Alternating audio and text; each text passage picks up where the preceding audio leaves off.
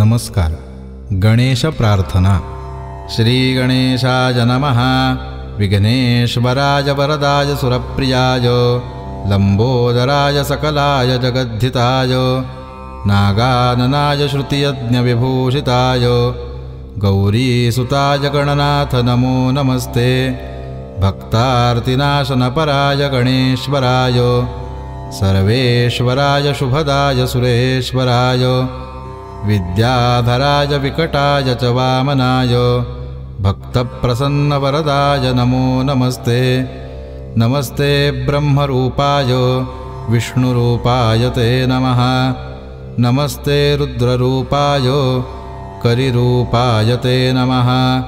विश्वरूपस्वरूपाय नमस्ते ब्रह्मचारिणे भक्तप्रियाय देवाय नमस्तुभ्यं विनायक.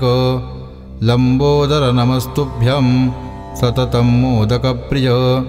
निर्विघ्नं कुरु मे देव सर्वकार्येषु सर्वदा. त्वां विघ्नशत्रुदलनेति च सुन्दरेति भक्तिप्रदेति सुखदेति फलप्रदेति विद्याप्रत्यगहरेति च ये स्तुवन्ति तेभ्यो गणेशवरदो भव नित्यमेव. वक्रतुण्डमहाकाय सूर्यकोटिसमप्रभ निर्विघ्नं कुरु मे देव सर्वकार्येषु सर्वदा.